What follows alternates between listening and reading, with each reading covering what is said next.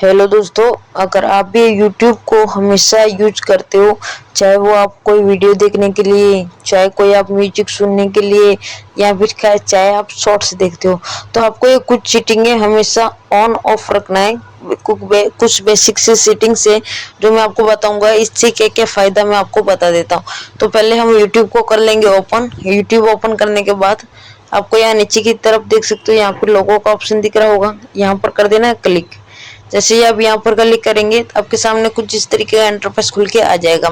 ऊपर में आपको सेटिंग के आइकन पे कर देना है क्लिक।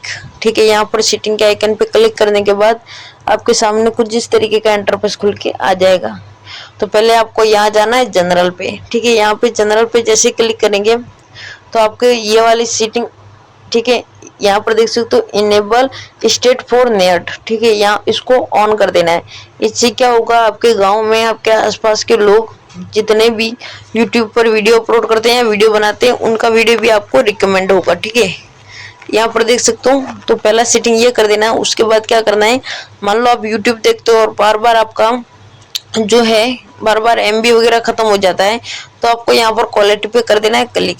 ठीक है, यहाँ पे देख सकते हो नीचे क्वालिटी पे क्लिक करके यहाँ पर आपको ये दो सेटिंग्स रखनी है। डाटा सेवर पहला होता है video quality on YouTube network, ठीक है, और वीडियो क्वालिटी ऑन वाईफाई। तो यहाँ पर क्या करना है, आपको यहाँ पर आपको सेटिंग चेंज करना है। यहाँ पे डाटा सेवर रखना है और ऊपर में आपको हाई क्वालिटी रखना है। ठीक है, इससे क्या होगा, जब आपके मोबाइल डाटा से जब वीडियो देखोगे आप, तो आपका डाटा बसेगा और किसी का वाईफाई हो या फिर किसी का हॉटस्पॉट मिलेगा आपको, तब आपका जो है वीडियो HD क्वालिटी में चलेगा और आपका डाटा खत्म भी नहीं होगा।